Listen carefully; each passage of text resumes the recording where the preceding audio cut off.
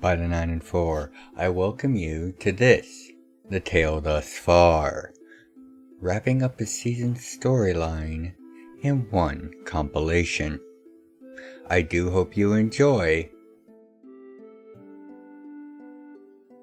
The fire was warm, and the night was clear and crisp, and I looked over ahead at the small valley that separated the beach beneath the cliff where I and the rest of the testes had washed up upon, and the greater lands that made up this island. With high mountains to either side of the valley, it sank about a half a mile down and was smooth graded on either side. Barren save for the grasses that grew very high, taller even than I was, and with no trees standing anywhere to be seen within the edges of its borders, only wide-cut paths serving to guide those that were crossing the valley. It had taken me a few minutes to notice there was something different about the grasses and the valley as a whole. Their color was slightly off, extraordinarily subtle and nigh imperceivable, and the ground seemed somehow to be too perfectly settled into this bowl shape to be natural. I had watched dozens of others make the crossing with no abnormality or vent to be seen. Yet, I decided to make camp on this side before crossing tomorrow, to spend some time trying to figure out this little oddity, and found a place under a tall tree and made a modest fire to heat a tiny meal. I thought about where I'd head to first, after crossing the valley, of course. I needed 9 recommendations, and I had sworn an oath as to how I would get them. It had started after the last surprise lecture, the one with none other than the Smoke himself speaking. To be honest, he was much less imposing than I expected, but I had no doubt that was actually a mark of his skill at hiding what kind of a terror force he actually was, if the legends were to be believed. After the speech, I made to leave the hall. I took my time getting up and getting my things together, mostly to allow the bulk of the rest to go. It was just a matter of convenience for me, as my size would make it problematic to try to push out of the hall when some of the people barely came up to my knee. That is when I saw Hunter Koloth, a minor legend in his own right, or at least he was the latest in a proud line of hunters, whose deeds have earned them great respect and honor amongst their people, the halflings. He had given the lecture on hunters' rights and their limitations. He also seemed very intent on finding some reason to disqualify me from the testing. For what reason I don't know. But here he was, walking up to me, and when he got to me, a tap of his staff on the ground and it extended, lifting him to be eye to eye with me. "Mr. Nsote, I would have a word with you." "Of course, Sir Koloth." "Don't you, sir, me? My family were honored hunters long before your kind were ever brewed in your maker's lab. Now, you will answer me. I loathe that this is the case, but your kind are among those that are typically allowed licensure by review. Therefore, why are you here? You are far too over-engineered for this to be any test of your abilities." It was not an unfair question, and he was right. I could have just undergone a week-long series of interviews and a few tests before being given a full Emerald license. But I answered, despite his obvious hatred of my kind, the now clear reason for his enmity. "Did you, Carlos, just accept what is no doubt an open license in honor of your lineage and their great deeds?" His look told me I had the right answer, but he was not letting me go with just a clever retort. He had a point to prove. "That is very true, but you are going to have to prove that this is not just some sort of flight of fancy. Prove to me that you truly intend to be tested and not just show off. If you don't, you will not be allowed to take this test. I have seen to it." His look was steady and left no room for misinterpretation. I took a brief moment to think before answering. "And if I make it harder for me to pass?" "What did you have in mind, Praetor?"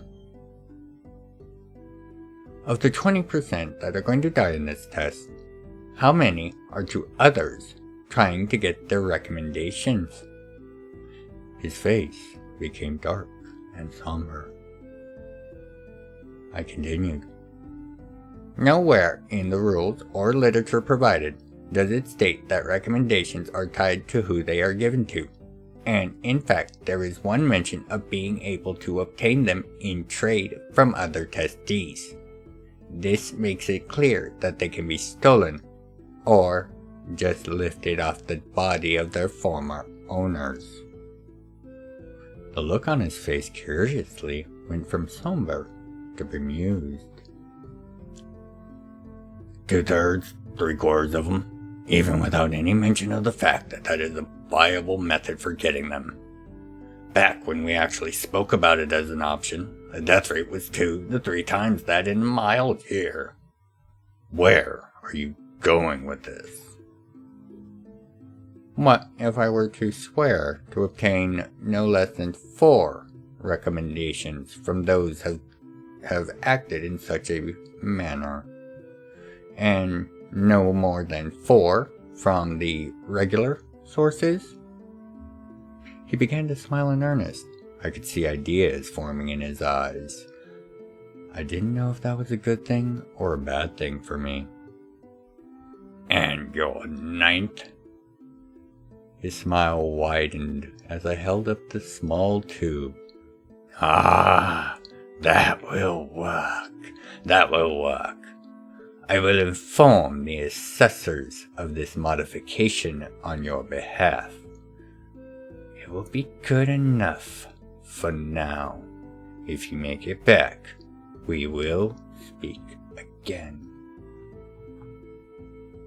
That was the last I had heard about the matter, until I washed up on the shore this morning.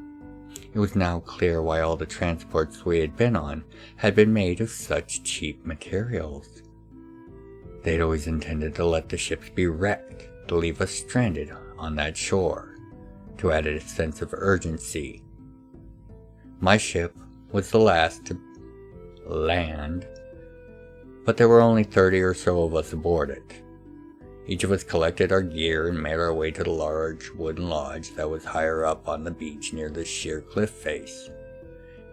Obviously we headed there since it was flying the flag of the hunters. We met the hunter in charge, were briefed, and began to head up the large pile of crashed ships that formed a series of tunnels to get to the cliff top. I had allowed the rest to go ahead of me. Well, allow's the wrong word to say. I let them go because I was asked to stay behind. And was speaking with the hunter in charge for a few hours, being questioned and queried once more before being told that I had received new parameters for my test. I was not allowed to get any more than 4 quest or standard recommendations, and I had to bring forth at least 4 recommendations obtained in the service of justice. And then, of course, and very specifically, I had to get the bunny's recommendation. I would need to also be able to prove the veracity of my claims to acts of justice for those recommendations to count. However, in recognition of the added difficulty, I would have 2 years to complete the test instead of the 1. However, if I was able to maintain the normal year time limit, I would receive a star with my license.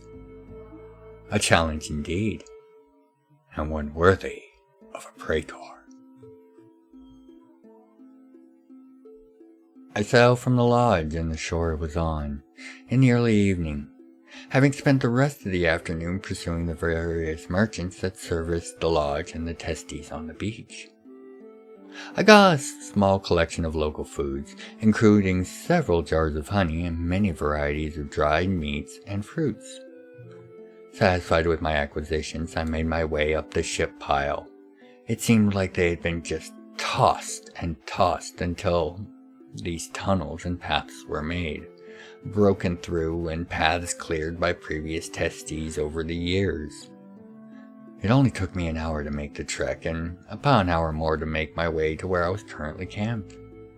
Less than an hour after that, as I was eating my meal, a tall elf approached, coming up from the valley and its tall grasses. I recognized him from the lectures. An elven noble of some sort. Rothos was his name. He was wearing what would, I guess, be considered normal attire for one of the forests and fields of Batonia. A dark hooded cloak and rugged boots, pants and tunic.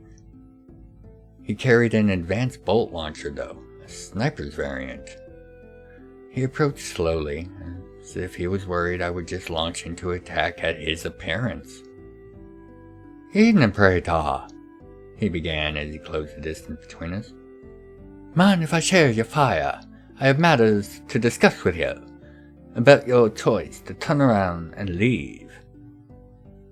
I motioned for him to sit, and he did so, but he didn't set his weapon aside. Curious. "Why should I leave?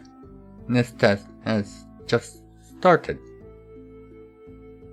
"Because, my friend, your head is now worth 5 recommendations, no questions asked."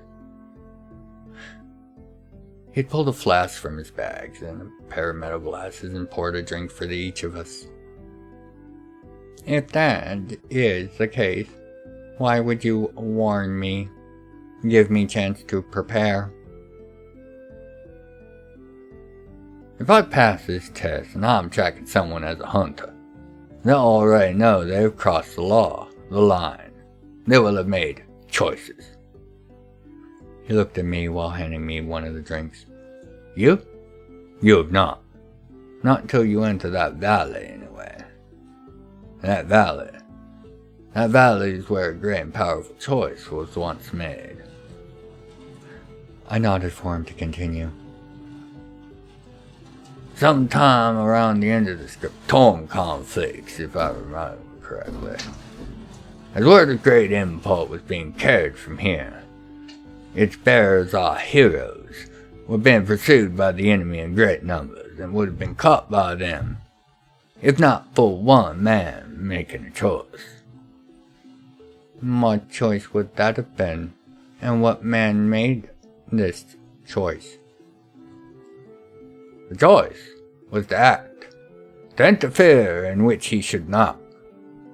Lord Diamonddew, head of House Diamonddew, chose to appear in the center there, and sacrifice himself in a great casting, one that stopped the enemy flat, and saw all around him for nearly a mile reduced in temperature to something called exact zero. It only lasted a moment, but after that, everything affected just fell like dust and settled into becoming this valley. Everything, including Lord Freyon himself." I took in his tale and saw the truth of it. It's why the valley was as it was, so subtly changed. Even after all this time, it had been at least a millennia since the end of the Scriptorum conflicts. But such acts leave a mark, and this valley served as such a mark, would likely do so for the rest of time. "And if I choose to enter that valley?" "Then I, and a dozen, if not more, will make sure you never reach the other side. Sure, you can take any one of us without much doubt, Praetor. Hell, if it was a fair fight, I'd even wager you could take the lot of us. But this isn't going to be fair." All levity had now left his tone. It will be a slaughter. One that would not stop with my death. You are aware of that. I drank the shot and could taste the vile combinations of sedatives and poisons, cleverly mixed with void energies to attempt to bypass any defenses my body might have. He did as well and laughed as it saw it was having no effect on me, his eyes glowing, revealing that he was in fact a Kriston elf, with the energy of the drink revealing it through his eyes. It wouldn't have had an effect on him either. Yeah, there will be a few that kill each other over the fight for your head. I will not be one of them. I am patient. I will just wait for the would-be winner. Either way, you won't make it out alive. Surely, you can be of better aid to the realm alive than dead trying to prove some point. Think it over, Praetor. It has been agreed that none shall accost you unless you enter that valley. But that will not last for more than a day or two at most. 5 recommendations is a rich price indeed. Then he went to stand up. His message delivered. No. I spoke, and he looked at me, halfway standing up. Stay. If you are to hunt me, learn of me. I will allow you a head start to prepare your ambush in the morning. But give me the honor of an evening of discussion with my would-be killer, or at least the only one brave enough to face me. To my surprise, he just sat back down, set his weapon aside, reached out and pulled out a book and pen, smiling as he did so. Well, so be it. Then allow me to make a study of you this night, so I may present a record of honor for your foolish but truly brave and stern commitment to this test. A record I will bring back to your place of birth so that your people may know of your final night and your final stand. I swear I will deliver this record on my house. I nodded, and he made a few scratches in his book before he began. So, what is your name, Praetor? And where were you born, if that is the right term? There are rumors, you know. I shook my head. Of course, there were rumors. Optor. My name is Optor in Sorte. I told the truth, I never liked not being able to just say born, but it wasn't the right term. Cultured and grown on Luna Draxus. Luna Draxus? I know of the Expedus Draxus, but what is this Luna Draxus? I smiled. This was a story I did like sharing. Our creator, Killian Skychild, had originally set things up for us to use the Expedus Primus as our homeland. However, his wife Emma, great in her insight and wisdom, commissioned a moon to be made to orbit the Primus, and for that to be ours and ours alone. This great gift to us has been honored forthwith with a similar but smaller moon around each of the other of the Expedus fleet, each serving as a homeland of ours, plus aiding in the dilution of our numbers. Many fear the power that my people have in great numbers, so being spread across the fleet in such a way made tensions easier in the earlier years. Rothus wrote all this down and made no comment, merely following up with a, "So you are cultured and grown. What is that like? And are you all just cooked up in a lab? Do you have parents? Grandparents? Family?" "No, we do not have parents Elders, yes, but not parents. Each praetor has organs that create the seeds for the next generation. However, these take decades to do their thing, but afterwards the output can be combined with that of others to create the growing stock for the next generation. On average, we produce 1 praetor per century per praetor that is able to contribute to the greater stock. It was an oversimplification, but a generally accurate one. I see. And how long does it take for you to grow and mature? A year or so to grow, another century or so to assure that we are mentally and emotionally ready to be out in the wider realms. We have found, much like the elves and other longer-lived races, such time is required to give an appreciation of the scale of our lives and actions. So, how old are you, young man, old man? It's hard to tell. I am 118. Just a kid, really, by my people's standards. Yours too. Why, the Empress, I have nephews older than you. This is not a shock. There are many older than I. I have just left the nest, as they say. So, why did Killian Skychild, the great-grandchild of the god of time, space, and psionics, make you and your people, if you were not meant to best and conquer the other races of the realms? This was a complicated tale, not one I really enjoyed sharing, but for history.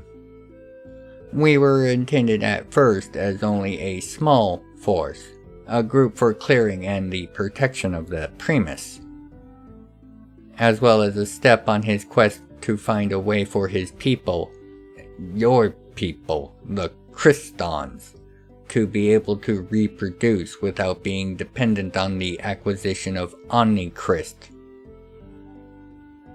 Wait, so you was just an experiment?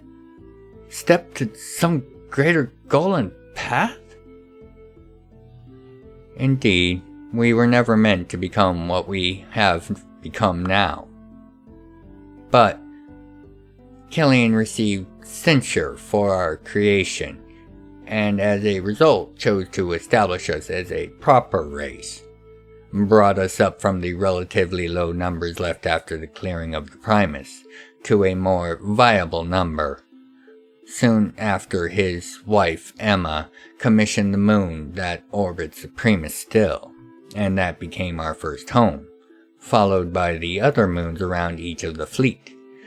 Now we serve the realms as we see fit, much like many or any of the other civilized races of the realms. Well, that's amazing. He continued to mark this down, scratching out something here, making a notation there. Took a deep breath and he fixed me with an odd gaze before beginning. So, what's it like to be perfect, made better than anyone else? I tried not to be offended. It was such a common question to those that were brave enough to broach conversation with us. But it hurt nonetheless, for but a moment. We are by no means perfect, but I do understand the impression. We have many, many advantages over others. This is true. However, we are not perfect. We are just built for a different order of tasks. We make mistakes. We make errors in judgments. We just have a host of quirks and qualities to help mitigate and minimize them. What's that, jazz? For one, we do not experience emotional spikes like most other races do. For example, When you get angry, a chemical is produced in your mind that enhances your aggressive qualities and your physical ability. And after that anger subsides, you will feel it drain. Your body then will typically feel the wear of your heightened activity. He nodded before asking his next question, seeming to process this. So, you don't have this chemical? We do. However, after the initial jolt of the chemical, we do not allow it to continue flowing without need. In essence, without our consent or will. It is the same for nearly all chemical reactions in our body. We will feel the initial rush of an emotion or a intoxicant. And then we can choose whether or not to allow it to continue, if it is even worth considering at all. Things like typical poisons are mindlessly just blocked. So, we are able to enjoy a heartbreaking opera, crying at the beauty and tragedy of the singing and story being told, while being also able to turn around and then stare down a specter of death and doom, and seem none the worse. Well, that's right damn amazing. And your immunity to the celestial elements? Like the poison you just had me drink? His face did little to hide his embarrassment, a wiry grin going across it. We are not immune to the celestials. Nothing is. We are, however, celestially neutral. That is, any application of a celestial force upon us will be countered by an increase naturally within the countering forces of that celestial within our own bodies. Thus, in fact, it actually makes us stronger for a short time, until the power drains and dissipates. For example, the poison void drink you just gave me technically made me infinitesimally more powerful. However, by the time I finish this sentence, it most likely will have drained. I am, and most praetors are, if not all of us, completely immune to most toxics and poisons. This is in tandem with the chemical control we have over our bodies. So, you can get drunk, for example. You just have to allow it to mentally prepare yourself to get drunk. Can you sober up instantly as well? Like, be in the middle of a good night and an emergency and be clear? Indeed, I can get drunk, and for clearing my mind, I can. But it does take a few seconds. Generally, that is more than fast enough. Quite impressive. But what of your mind? It is said that a praetor can play 5 different people in chrono chess, masters, 5 at a time, and not be confused or forget what he is doing or planning, even doing full 3-act turns. How in the realms and by her beautiful face of the Empress does that work? Well, on average, a praetor processes 5 times the information 5 times as fast as a normal person. It is less about more raw intelligence and more the ability to give vastly more thought to any one action, using more input, and still being able to act and decide in real time. So how is it your people are not lauded as great creators, inventors? How do the realms not know you as the greatest minds there are, then? Well, in reality, our people are not very inventive. However, we are very good at iteration and innovation. We take the advances that have come before us and take them further, or we find ways to combine them with other advances in new and interesting ways, better ways typically. Almost all of our tech is just that, with a few exceptions. Well, so you're just a race of superfillers. A wicked grin smiled across his face. It was a good job. Even I shuddered at the comparison. No. We have much more respect for safety and understand the concept of proper lab protocols. Len, what about your hive mind? How is it you are all one mind and you seem such an individual? This was one of the most pernicious lies that persisted about my people, the connection we shared. It is not a hive mind, but we do share a link with our subconscious minds, one that we are able to tap with concentrated meditation. However, that only allows us to query the greater whole of Praetor knowledge and thought. It is not a form of direct or even indirect communication. There are no commands or orders or general will, just knowledge and thoughts. He sat down and held up a hand as he went to reviewing the totality of his notes so far, making adjustments and amendments before he lowered his hand and he began once more. So, your people can consult each other's wisdom without personal bias or titles or rank to get in the way, can think faster than anyone around, and are massively stronger and tougher as well? I nodded.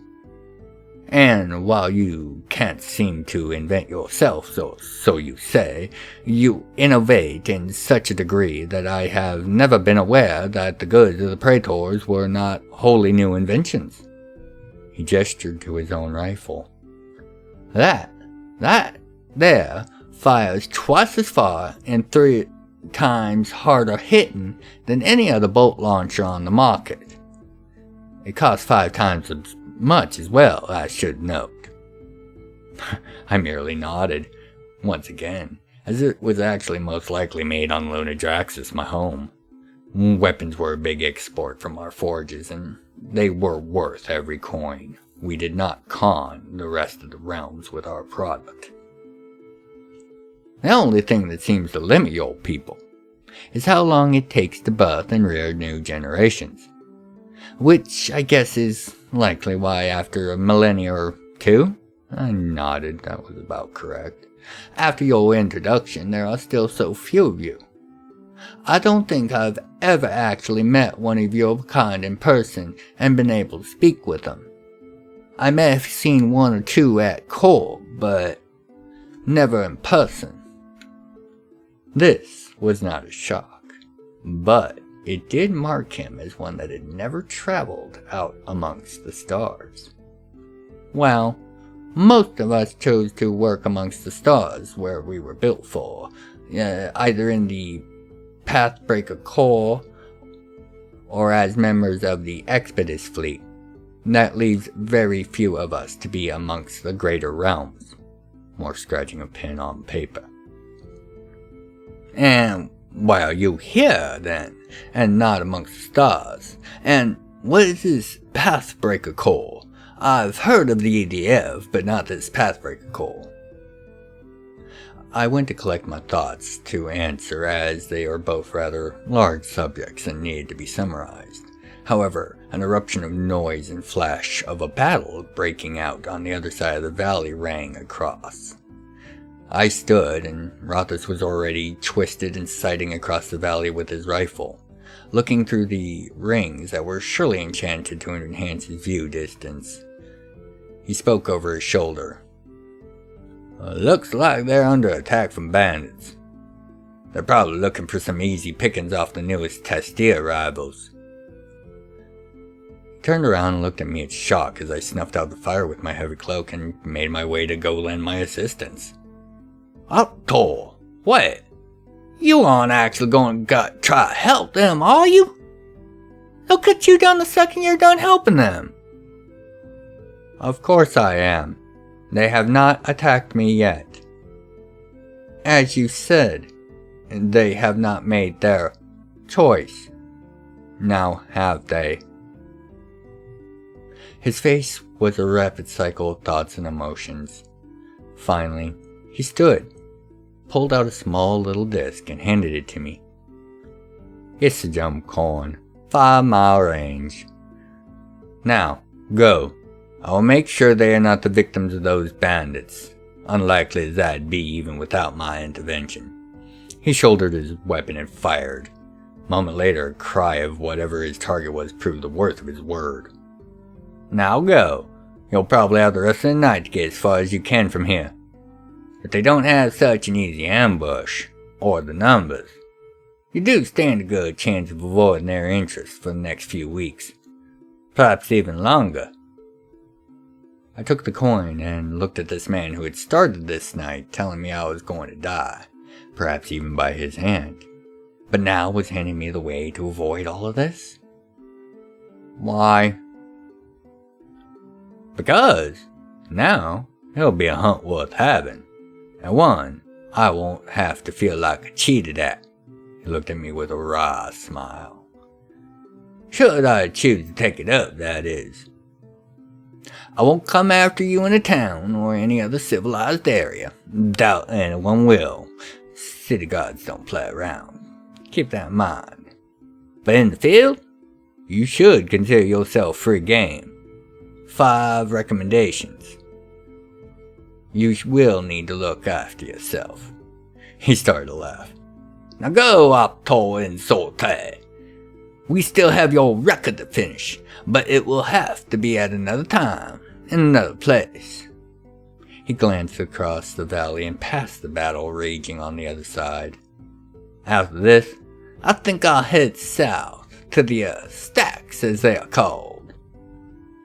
He began to jog into the valley, firing into the far side. Now, Optor, don't you die before we can finish that record. Smiling as I activated the coin and made good my escape from this curious event, I looked across the valley once more. There were no less than 24 testees fighting a force of about twice their size. However, the bandits would be lucky to fell 1 or 2 of them before they were be forced to withdraw with probably 10 times the wounded, and they were unlikely to kill any of the testees.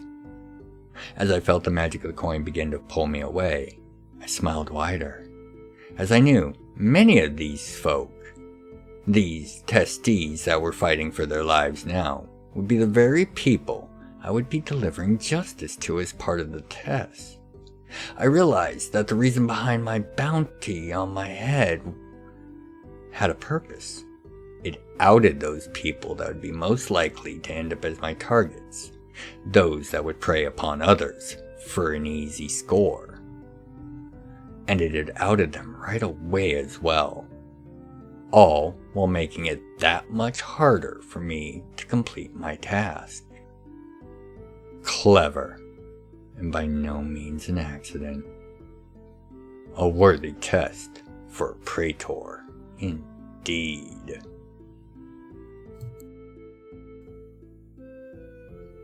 I had time to consider things as I fell. I had tried to activate the enchantments that would normally slow my fall, but whatever this shaft I was now descending in was, seemed to be a magically null place. It was also dark. Dark in the way that only the deep underground can be. So dark you could swear you could see shapes within it. This exam was not going the way I had envisioned, and I was beginning to question the wisdom of my choice, before dismissing the thought with a laugh. Nothing worth the effort should ever be easy. I could hear those words from so long ago, so very clearly as I fell in that dark silence. I fell through that dark for over 500 feet, 536 to be exact, before I struck the bottom of the shaft at full force, and immediately and thankfully lapsed into unconsciousness immediately, my mind, my body, shutting down to attempt to preserve my life in a mending sleep. When I woke up and took stock of my situation, I found that at least a week had passed. I moved slowly and found my body had indeed mended itself within that time. Pausing and feeling, I could detect the reduction of material within my base stock reserves. I sighed heavily. It would take nearly a decade to regrow those reserves, but their use had allowed my body to rebuild and reform itself from that massive impact. I also found that there was, on a ledge about 100 foot up, a door set in the wall. It appeared to be made of star metal and had a small panel next to it.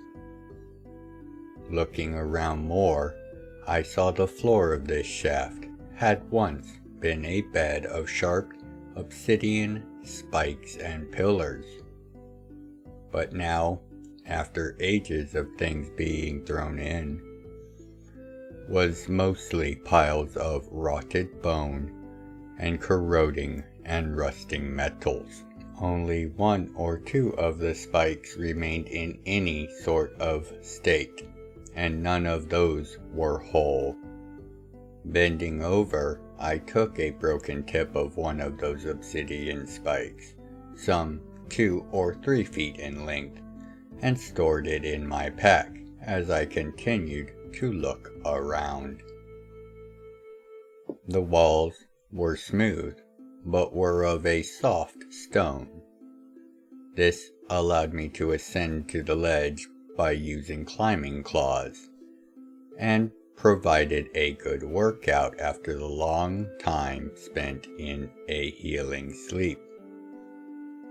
Putting away my climbing gloves after making it to the ledge, and looking at the door, I was unsure just how old it was, as star metal neither rusts nor corrodes in any way.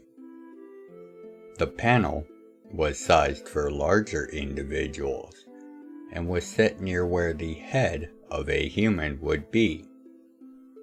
The runes on the panel were annular, which didn't help much with identification. This entire island was a creation of the annular, but I had heard no mention of them having underground facilities on it. However, the annular are an independent lot in many ways, and one having themselves a hidden place in such a remote location would not be at all a surprise. Fortunately, the door was not locked and simply opened when I pressed the correct rune.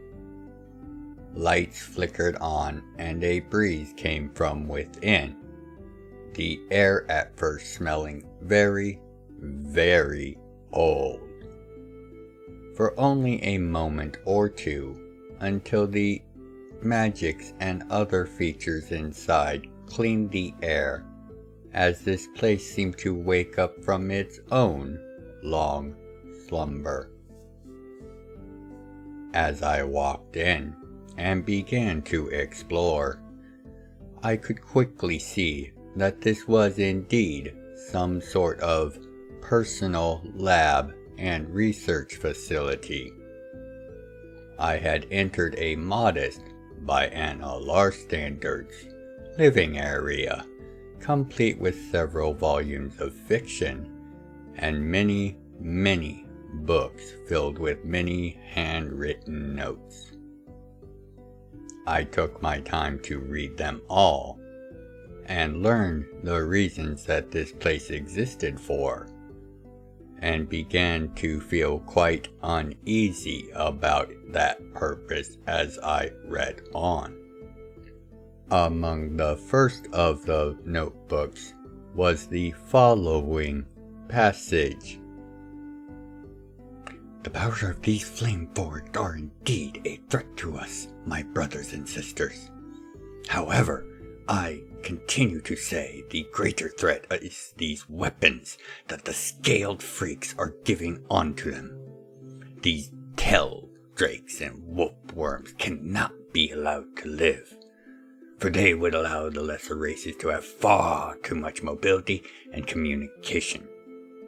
We can only maintain our holy duty and hold of things if we keep the lessers too busy with their own spats to gather what is happening. Further on, in a different book, I found this note. I welcome the Lord Protector's interest into my continuation of our lost brother Lifespinner's work, and I shall prove how his great work can be used for a greater creation that can be used to bring us bloodless victory in this war. By these entries, it was clear that this place was very old indeed. This could only be referring to the wars of Feather and Scale, and laid bare the level of enmity of those involved. The mention of Lifespinner is curious. At this point in history, he would have been with the Expedus Primus, and as far as I was aware, he had had no impact or influence on the wars because of that. The Teldrakes and Warpworms, however, I was aware of. They are very rare, having only been introduced to the realms in the ending years of the last age. I had heard they were from much older origins than that, and these books seemed to confirm that. As I read on, I learned why this was. Brothers and sisters of the Anala, I celebrate your victories. By successfully sealing away the roots of these foul things, they will be both kept away from the lessers, and without provoking the direct ire of those same lessers. The genius of it, if they never knew about them in the first place, they will never miss them. Cheers, my brothers. However, while I understand the Lord Protector's feelings that this matter is now settled, I am going to finish what I started and use this facility to create a counter to those foul things. I have been given the last of the 13 primal eggs of those accursed beasts, and by the end of this, I will have a beast that will be able to hunt them when they inevitably escape their sealing, no matter how far ahead in this war that may be. I intend to be finished before I answer the call to join the Dakwa Council as a full member in but a few months. As I continued reading, I had been forced to contain countless instances of rage and revulsion. So vile were the acts described within these tomes, so giddily and unhumanely. The notes detailed this twisted Analar's experiments on the first 11 of these primal eggs, each more twisted and debauched than the previous, each a failure. The notes ended before the last 2 eggs were covered. As I stood up, I had to take a breath and shake my head to clear the images that were now burned into my perfect memory. I moved towards the deeper lab and whatever was hidden within. A few minutes and a couple of door locks bypassed with codes contained within the notes later. I found myself outside what was obviously the main lab door, and discovered I was hesitant to actually see what was behind this door. Please don't be worried, Optor. A voice in my mind, yet coming from behind me. I turned to look at the speaker. He was about 2 foot tall and looked like an Analar in miniature, save for his face, which was decidedly draconic in look. A warm smile was on his face, with an eager and earnest demeanor. "Who are you?" I asked cautiously. He seemed to take a moment to consider the question, then looked at me with curiosity in his eye, as if some query or question had made itself known to him. You are strong. You're the first to survive the fall. I hear the yells. It wakes me from my slumber. And then the sounds of landing. Then nothing. Then I go back to sleep. But I didn't hear you fall at all. You didn't scream, did you? No, I did not. But once more, who are you, little one? More consideration on his face, and then a soft smile. I am what's left of the Maker fused with his creation, and now I am whole. I considered this and turned to the lab door. Care to open the door for me then? Oh, of course, Optor. Then the little man flew to the door and it slid open automatically.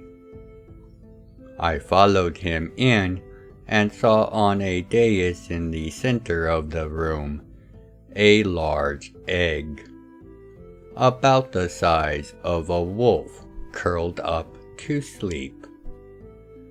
It was suspended in some kind of stasis field. There was also a console that contained records of what this egg was and how it was made. The Analar had taken the last 2 eggs, manipulated and fused them together to implant a control interface link that would allow the resultant being to be controlled via a third biomechanical neck and head, which would contain an imprint of this Analar's mind. I shook in revulsion to the violation of spirit and body and mind. It didn't work out as he planned. Even in stasis, that being's simple and wholesome nature fused with the imprint, and I am the result. And, funny, you're the first person I've ever known the name of, Optor. That stopped me. How did this creature know my name? Then it hit me. I knew his name too. You are Tranos, and I can only assume that that means... He was bobbing up and down giddily as I was figuring things out. Yep, Optor. We are one. Now, can we please leave? I'm tired of napping all the time. Almost without thinking, I turned to free Tranos and turned off the console. As soon as I turned off the stasis fields, the egg shattered, and there stood a two-headed, draconic form, with a body the size of a dire wolf, both heads looking at me with the joy of a hound whose master had just come home. That is not inaccurate, Tranos said, as he floated between the two heads and faded, leaving behind the biomechanical head and neck.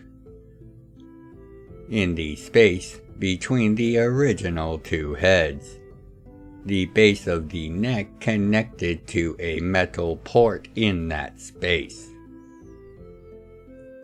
The entire creature shivered.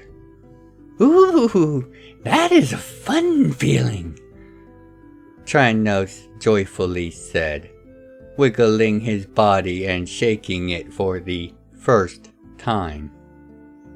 He then blinked out of existence, and I could then hear him howling happily from the original room I was in. Another sound of teleportation and more snickering and howls of joy from another part of the facility. After a few more minutes, Tranos was sitting in front of me, looking up at me with 3 large smiles. So, can we go now, Optor? Please, can we go, Optor? The tone of his voice in my mind had an infectious joy. Of course, so long as you are able to fly a rope up for me to climb out of here. I was eager to leave this place behind me. Tranos' 3 heads all cocked to the side while looking at me, before he leaped onto my chest with great force, knocking me to the ground. However, I hit upon dirt and not metal lab floor as I fell. Tranos had blinked us to the surface, and, having done so, collapsed upon my chest. His 2 normal heads were softly snoring, and the 3rd head looked at me, his voice sleepy in my mind. That was hard. Nap now. With that, Tranos fell asleep, snoring and twitching softly. We were lying under the branches of a great oak tree, and I too allowed myself to drift into a light sleep, trying to process all that had just happened. This indeed was not how I thought things would be going at all. However, looking down at Tranos and feeling his simple joy and contentment, I knew I had no complaints with this part.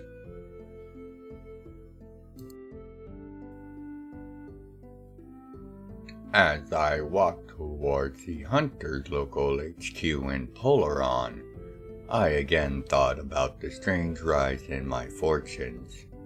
From my success in less than 3 months in the licensing exam, to the 2 years I have recently spent in the old city of Polaron. And while taxing and nearly killing me on several occasions, my successes have seen me promoted to a Sapphire of 2 stars.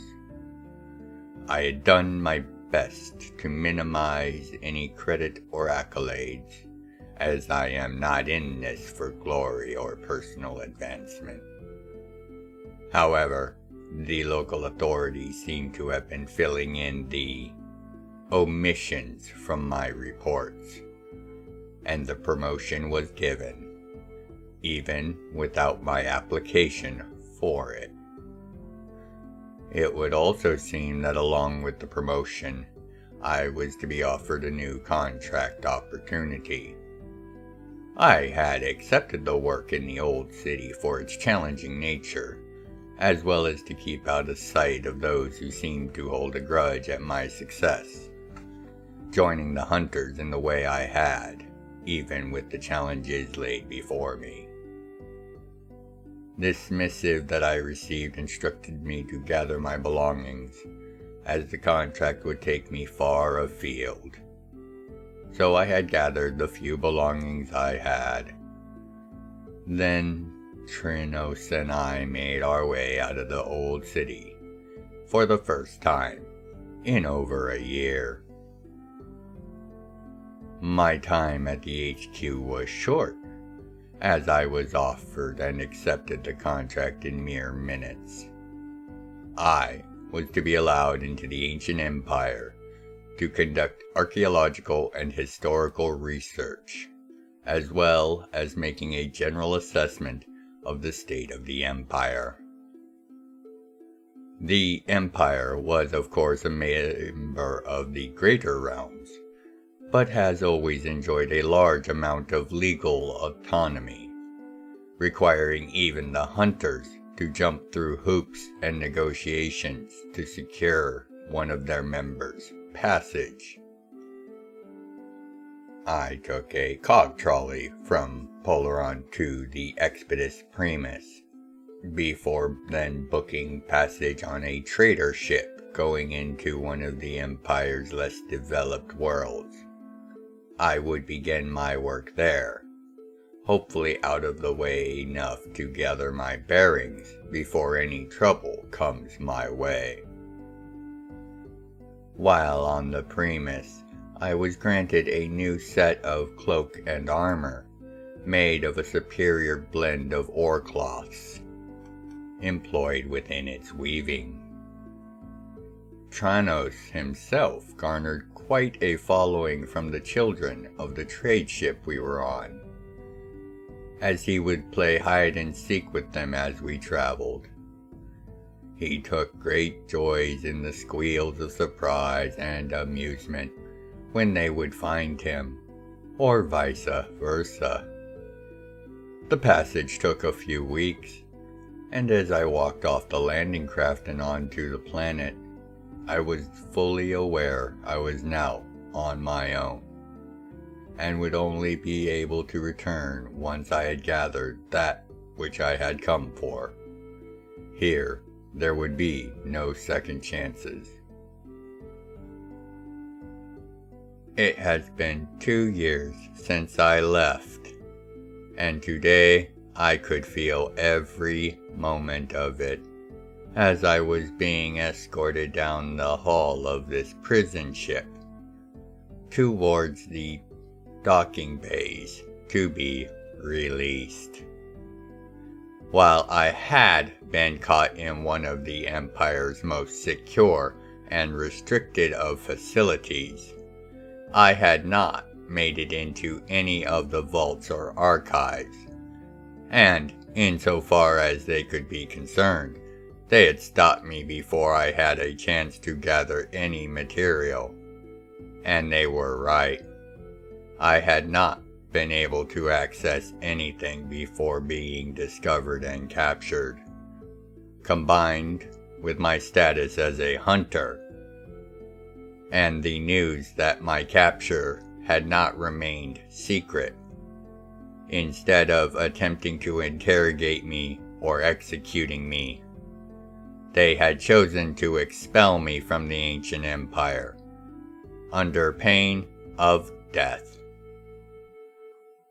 In the few months I have been on this prison ship, awaiting their decision, no attempt to search or question me has occurred in any real capacity. I can only assume that they are either aware of the dauntless nature of either action, or are clueless as to how to deal with one of my kind.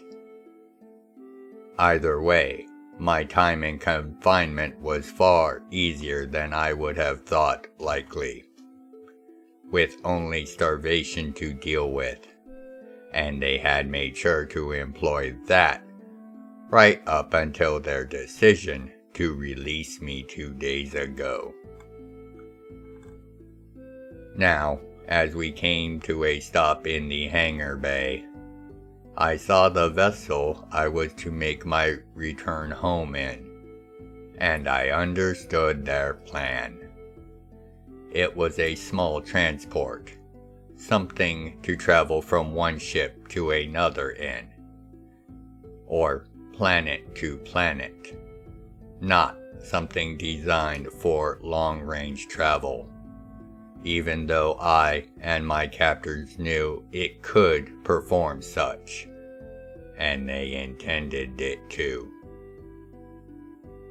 I was instructed to get on board, activate the autopilot, and not to attempt to interfere with it for no less than 1 week. I was informed it would fry out the systems as a failsafe if I attempted to adjust course before then. With a sigh, I entered, closed the hatch, sat down in the poorly adjusted pilot's seat, and did as instructed. I watched the larger ship vanish in a streak of faster-than-light transit. I then looked over the controls to take stock of my new situation. This ship was capable perhaps of as much as a speed of 5 foe, and that were only if I were to take the time to reprogram and adjust the entirety of the ship's drive systems. Without such work, I would be lucky to manage 3 foe. Looking at the panels, I could see my current speed was roughly 1.5 foe, with a intended destination of the planet Newarth, arriving in roughly 30 years. With no form of cog tech or any other long-range communication, I was not likely to be able to quicken this trek without any great luck or intervention. Getting up from the pilot's chair, I walked into the small cargo and living space, barely enough for me to stand without crouching. It only contained the most basic of life support and food production, including a large mat of fabric, which I assumed to be my bed.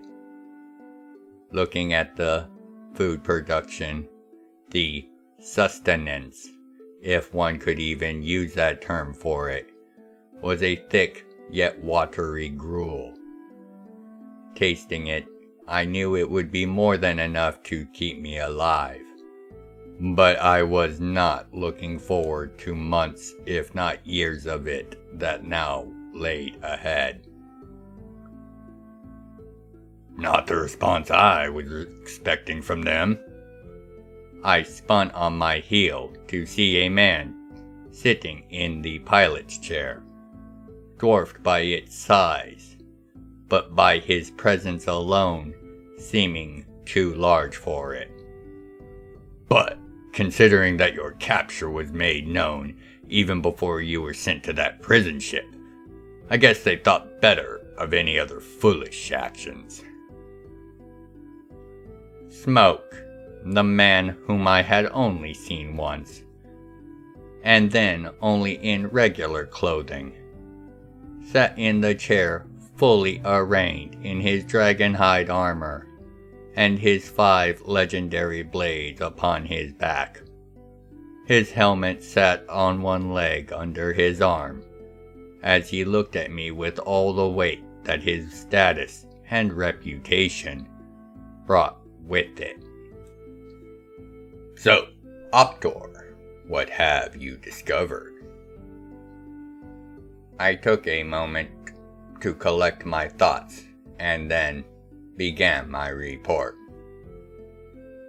Sir, I was unable to make it into their archives, but I can say the suspicions of their military buildup are true. His look at that was unimpressed, so I continued.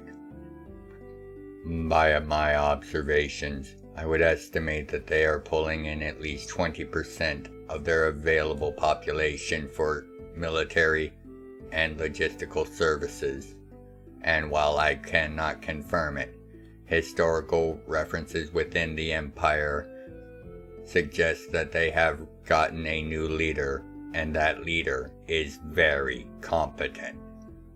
Production across all sectors has uniformly grown at a pace that is only on this side of the line of unnatural.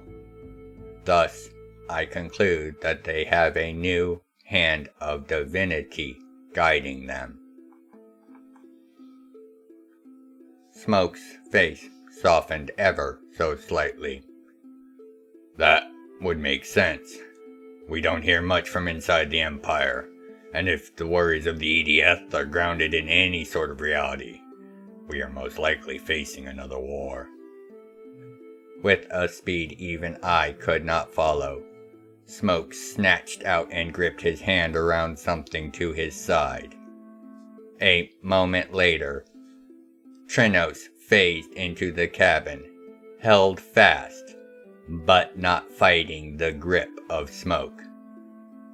And who is it?